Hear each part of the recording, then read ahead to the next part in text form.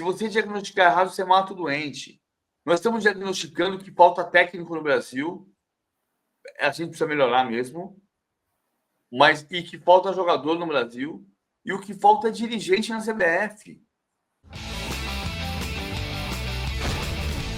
A Hering tem as melhores camisas, eu tô de Hering, são anos e anos de experiência no mercado e a gente está com o cupom BARBA15 para 15% de desconto lá no site da Hering. E eu tava falando com o Rica Perrone hoje sobre isso, a gente tava falando sobre a importância de um nome como o próprio Ancelotti de chegar na seleção, né? Que é uma boa chance, por exemplo, do Vinícius Júnior de render bem, porque o Ancelotti sabe muito bem como ele rende e tal. As coisas boas que o Ancelotti podia trazer para a seleção brasileira. Não que se vier o Jorge Jesus ele não consiga. Mas, cara, assim, e aí estava tudo certo. O Fabrício Romano falou, todos vocês, a imprensa brasileira toda sabia Não, eu que... não falei, não. Eu tô fora dessa. Me inclua fora dessa. É verdade. Mas muita gente falou, muita gente importante aqui falou. Eu falei lá atrás, que eu falei até nesses últimos dias, que eu estava me penitenciando, porque o noticiário estava indicando que podia dar, eu falei que o coelhinho da Páscoa estava passando na minha frente de mão dada com o Papai Noel. Porque eu falei lá atrás que eu acreditava em Papai Noel, coelhinho da Páscoa, Curupira, Boitatá e Ancelotti na seleção. E depois, nos últimos dias, eu falei, não, o coelhinho da Páscoa está passando aqui na minha frente, porque parecia que podia dar certo. E eu não vou ficar brigando com a informação. Mas, por enquanto, parece que o coelhinho da Páscoa está de mão dada com o Ancelotti lá em Madrid. O Miller Embraer aqui, que é o nosso membro mais antigo, falou, Barba, será o Felipe Luiz. Sai fora, Miller. Deixa o Felipe Luiz no Flamengo. Deixa o Felipe Luiz no Flamengo. Felipe Luiz ainda não está pronto para a seleção brasileira. Aliás, quem pegar a seleção brasileira vai pegar vai cortar um dobrado, né, PVC? Não tá fácil, não. É muita cagada junto, cara. É muita cagada junto. Cara. Rafa, Barba, olha só. Eu falo isso a vida inteira. Se você diagnosticar errado, você mata o doente. Quando a gente fala que falta jogador, em 2001, quando o Brasil perdeu para Honduras, um ano antes da Copa de 2002, dizia-se que o Brasil tinha parado de revelar jogador. Não tinha mais jogador. A seleção foi para a Copa América sem Ronaldo, sem Rivaldo, sem Cafu, sem Roberto Carlos, sem Ronaldinho. E as pessoas falam, o Brasil não revela mais jogador. Um ano depois era campeão do mundo. Se você diagnosticar errado, você mata o doente. Se o cara diagnosticasse a sua parada cardíaca, graças a Deus, deu tudo certo. Se ele diagnosticasse com AVC, você não estava aqui para a gente conversar. Se você diagnosticar errado, você mata o doente. Nós estamos diagnosticando que falta técnico no Brasil. A gente precisa melhorar mesmo. E que falta jogador no Brasil. E o que falta é dirigente na CBF. E não é o Rodrigo Caetano, que é muito bom, nem o Cícero Souza. O que falta é ter menos o Dorico Paraguaçu, cara. E o Dorico Paraguaçu foi até o que você falou, não é nem questão de ser nordestino ou não, é questão de ser bravateiro, né? A questão de falar muito, fazer pouco, enfim. Claro. Não é? Eu queria hoje ter um Sarney, sabe? O que foi o Sarney? O Sarney não foi o maior presidente da República da história do Brasil, o Sarney não foi um estatista, mas o Sarney conseguiu ser o presidente da transição. Conciliador, né? Quase. Ele foi da transição. Tinha centrão, tinha corrupção, tinha tudo. Tinha inflação. Mas ele foi o presidente da transição. A gente precisa ter alguém da transição. A gente está muito perto de ter um futebol de alta qualidade para estar tão longe. Sabe? A gente precisa sair dessa pré-história. Então precisa ter alguém que faça essa transição. O Sarney, que é maranhense, não foi o Dorico Paraguaçu. Ele foi o presidente. Não sou fã do Sarney, mas ele foi o presidente da transição. Ele fez transitar da ditadura para a democracia. Sim. Então, cara, a gente precisa no mínimo disso. Inclusive, estamos aqui com a nossa querida Seguro Olha aí, ó. Bet. Essa aí, vou te falar que essa casa me surpreendeu, rapaz. Porra, é bem legal essa Seguro Bet. Você tem um link aí pra entrar? Tenho, tá aqui na descrição. Então entra pelo link do Barba, se for matar a curiosidade lá. Entra pelo do Barba pra dar moral pro podcast. Mas, porra, essa casa é bem legal, viu? As pessoas votaram no Reginaldo por medo. O que é o coronelismo na história do Brasil? Todo dirigente que você fala, do BAP ao Marcelo Paes, ao Yuri Romão, eles falam que votaram porque podiam ter retaliação, que ele estava eleito pelas federações. Aí você vota por quê? Aí você elege por unanimidade por quê? Porque você está com receio. Cara, isso é coronelismo. É mesmo, cara. Eu não vejo. A única solução, talvez, é se for comprovada, e como eu estou com você, espero que não se comprove, porque é uma doença, né, muito complicada, né? Essa questão, né, mental do coronel. Mas se for comprovada, a única. Deus ajude que ele esteja bem. Isso. E que não seja nada e que se confirme que o Ginaldo pode ser o presidente, do ponto de vista da saúde do Coronel Nunes. Isso. Agora, se ele tiver algum tipo de problema mental e não tiver sanidade para assinar, a assinatura tem que ter sido dele. Só isso. Mas e aí? Quais são os próximos passos? Se isso se confirmar, ou melhor, se isso se confirmar, ou tem várias. O Alan, né, o que fez lá da Piauí, da revista Piauí, que até teve aqui. Isso, que teve aqui no BarbaCast mês passado, a gente conversou muito sobre isso. Ele falou, cara, tem coisa pesada mais vindo por aí, coisa até que pode envolver alguma coisa mais grave, porque a CBF é uma entidade privada, né? Então, por exemplo, ele não. Várias situações que na administração pública são tidas como criminosas, na administração privada não são criminosas, né? Mas qual é a solução, cara? Se isso acontecer, por exemplo, de descobrirem que existe uma fraude na assinatura, convoca-se outra eleição? O que pode acontecer? Você sabe? Não sei, é difícil saber. Está até começando uma pessoa importante das ligas, vou dizer no plural, para não denunciar ninguém, hoje, mais cedo, porque assim, o problema é que o acordo que o Coronel Nunes assinou, ele não valida a eleição esta, ele valida o mandato dele anterior, ele valida a eleição de 2022, entendeu? Então, aí você vai voltar para trás. Qual é o vice-presidente do mandato atual mais idoso? Só que o que está se discutindo é que a eleição de 2022 não valia. Então, nós vamos voltar para o mandato do caboclo. Sim. Então, não dá, é difícil, é dificílimo. Eu acho que tem que ter uma outra eleição, mas tem que entender juridicamente qual é o processo. E não dá para ficar... Vamos lá, de novo. Primeiro, a gente precisa entender se houve ou não houve fraude no processo, né? Porque se houve fraude no processo, nós estamos discutindo um pedaço da história, porque um pedaço da história é ter uma nova eleição. Outro pedaço da história é que é prisão, né? Claro. Cara, se você frauda a assinatura, você faz o quê? Com todo mundo que validou o processo. Pois é, quem validou o processo? Quem validou o processo? Quem validou o processo? Foi a assinatura do Coronel. Processo. Por exemplo, o juiz que validou o processo não percebeu que havia uma fraude? Ou percebeu? Não sei. Não sei.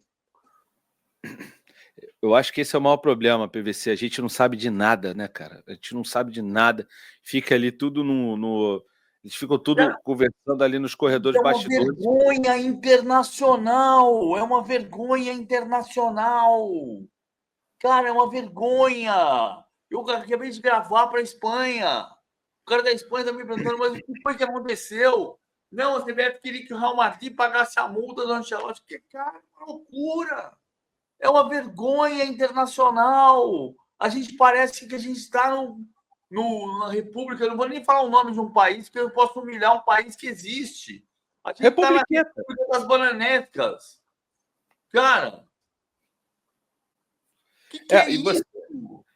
E a matéria da Piauí fala, né, de aumento do salário dos presidentes de federação para 215 mil e 16º salário. Como é que você tem dinheiro para pagar isso? Se você considerar 16º salário, você gastou 92 milhões e 500 mil reais num ano, tá? Num ano.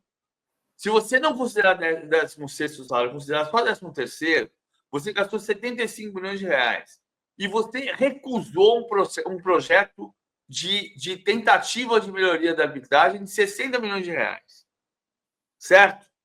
Certo? Ou seja, você gastou, considerando o 16º salário, você gastou 1/3 a mais, 33% a mais, no que você gastaria com a arbitragem, para aperfeiçoar a arbitragem, você gastou com mesada de presidente que vai votar em você mesmo. É isso que, assim, no outro dia que eu conversei com o Yuri Romão, eu pedi desculpas para o Yuri Romão pelo tom com o qual eu falei com ele. Ele disse que eu tinha acusado de jumentice. Eu falei, não. Ignorância não é sinônimo de jumentice. Ignorância é sinônimo de desconhecimento. A gente teve uma boa conversa no final da história, em que eu falei para ele, pedi desculpa pelo tom, não pelo conteúdo. Não pelo conteúdo. Porque uma coisa é você... Veja que tem uma diferença do que o Marcelo Paes fez no domingo, que ele falou sobre investimento em tecnologia, investimento em tecnologia da linha do gol, investimento em preparação de arbitragem, e outra coisa é você falar que tem que tirar o árbitro dos meus jogos, né? Ou você falar que tem que tirar o árbitro pelo resto do ano. E você vai condenar o filho do árbitro a estudar em escolas de péssima qualidade. Aí você vai dizer, o árbitro não tem dinheiro, então você vai condenar o filho do árbitro a estudar em escolas de péssima qualidade. É isso que você está falando. Em vez de você resolver o problema, você tira o árbitro da minha frente, você tira o sofá da sala. E outra diferença é que o Marcelo Paes falou 34 dias depois da eleição. E o Sport reclamou 11 dias depois da eleição. 11 dias depois da eleição, estamos reclamando da arbitragem. Certo? Mas eu pedi desculpa pelo tom com o qual eu falei com o Yuri, porque eu acho que eu errei no tom. Foi um sucesso estrondoso nas redes sociais, não importa. Eu errei no tom. Eu acho que eu acertei no conteúdo e errei no tom. Peço desculpas de novo para o Yuri Romão pelo tom com o qual eu falei com ele. Não pelo conteúdo. O conteúdo eu acho que eu não errei. Então não pode nunca mais reclamar de arbitragem? Claro que pode. Claro que pode. Só que fazia 11 dias da eleição. A diferença só é essa. A gente precisa resolver o assunto. Vamos andar para frente. Vamos resolver problemas. E como é que nós vamos resolver problemas? Olhando um no olho do outro. Não dá para ficar pagando mesada para fulano ou para cicrano. Perfeito. E é isso que está acontecendo. Aí não resolve nem no olho, resolve só no papel higiênico, como você falou. Meu Deus do céu, tá aqui, ó. Resolve no papel higiênico. Cara, é surreal. E aí é isso que você está falando, com 90 milhões. Isso sem contar o salário dele também, né? Que sofreu um reajuste muito bom. Não, que seja. Se o cara for competente, pode ganhar o que tiver que ganhar. Está trabalhando, o trabalho tem que ser remunerado. Não discuto isso. Eu discuto quando é corrupção. Aí sim. Quando não é corrupção, eu não discuto. É o salário que tem que pagar. O estatuto prevê o salário. O conselho, as federações aprovaram o salário. Beleza. Muito bem. Não discuto. Combinado não sai caro. O que você ganha é o que você merece ganhar. Estou discutindo competência. Perfeito. É isso mesmo. Mas eu tô discutindo o foco dos gastos, porque se você tem dinheiro para pagar, para dar um baita aumento para você mesmo, 16º salário e um grande aumento para 27 federações, se eu não estiver enganado, e você não tem dinheiro para pagar a multa do cara lá no Real Madrid, isso aí é mau emprego do dinheiro da CBF. Tudo bem que não é um dinheiro público, é privado. Mas, é uma vergonha. É dinheiro privado de uma entidade que recebe dinheiro público que tem verba de loteria.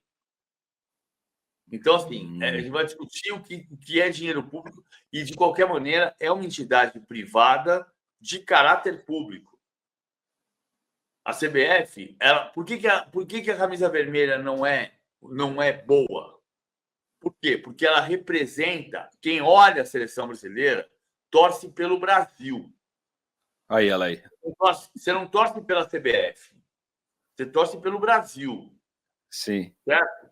A torcida vai para o estádio e canta o quê? CBF, CBF, CBF. Não, não é, né? É Brasil, Brasil, Brasil. Então ela tem um caráter público. Ela é uma entidade privada de caráter público. Então, é esse o ponto. Veja, eu não estou discutindo se daqui a 5 ou 10 anos pode ter uma camisa vermelha. Talvez possa. Pela razão comercial, ok. Hoje, com a polarização política que envolveu as camisas da seleção brasileira, hoje não pode. Hoje é uma falta de noção do que você está dirigindo, do que você está organizando. É uma falta absoluta de consciência social, coletiva. É uma falta de entendimento de onde você está. É falta de competência, em última análise. E por mais que eu, né, bom, eu tenho algumas informações, até o Rica Perrone falou sobre isso algumas vezes, você também tem essas informações, né, imagino eu, que a CBF, a questão dos dirigentes acaba se separando da questão do futebol, em algum momento isso influencia, cara. Em algum momento isso influencia. Está influenciando agora, inclusive, porque estamos sem técnico, né? O que vai acontecer? Vai bater na porta da Lele e pedir o Abel Ferreira? Vai ligar para o Jorge Jesus e falar: desculpa aí, achei que não ia dar certo o Ancelotti? O que você faz? Ô, Jorge, desculpa, ó, então, ó, deu errado lá o Ancelotti. Quer vir aqui agora? Antes do Mundial. Precisa ser dia 20. Não dá? Tem um Mundial, é verdade, tem um Mundial de Clubes, é verdade.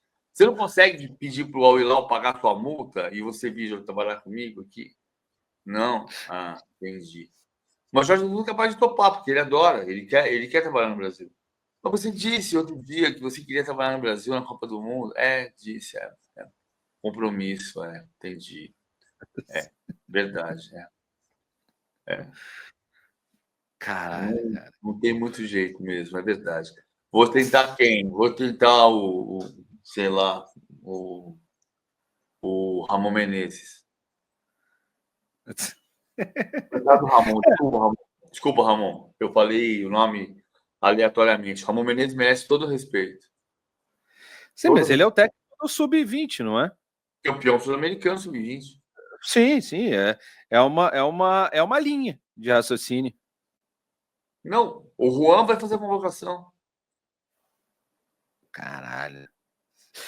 Próximo jogo do Arouca lá, ele não deve nem estar lá. O Arouca é o time que o meu filho joga, o filho dele joga também. A gente se encontra todo final de semana lá. Não agora, porque eu tô assim, mas eu acho que esse final de semana eu vou brotar lá para ver se encontra. Cara, e aí, Juan? Vergonha! Que vergonha! Surreal. Ó, o Aloysio mandou uma mensagem aqui dizendo que sou baiano, Edinaldo é uma vergonha. Passou décadas na FBF, na Federação Baiana, e nunca fez nada que justifique sua ascensão à CBF.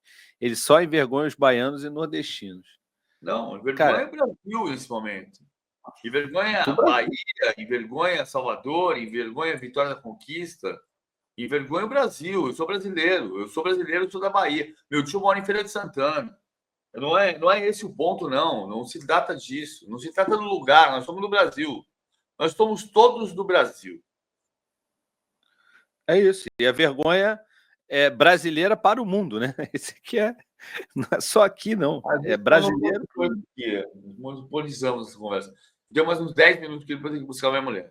Gostou dessa resenha? Então olha só, para ver ela completa, o link tá aqui embaixo na descrição e não deixa de dar o like, deixa o joinha, não custa nada para você e se inscreve no canal se você puder, tá bom? Você quer aprender a criar um podcast do zero? Eu criei o meu e vou ensinar tudo para vocês, os materiais, os equipamentos, como chamar as pessoas, como entrevistar, como fazer uma boa entrevista, como buscar o corte, como fazer uma thumb boa, um título legal. Cola aqui, também tem o link na descrição, vocês vão cair no nosso grupo de WhatsApp e lá a gente vai tirar todas as dúvidas para vocês, né, terem essas aulas comigo. Serão 5 aulas, cada uma de 1 hora. Eu e você, não é gravado, é ao vivo, tá bom?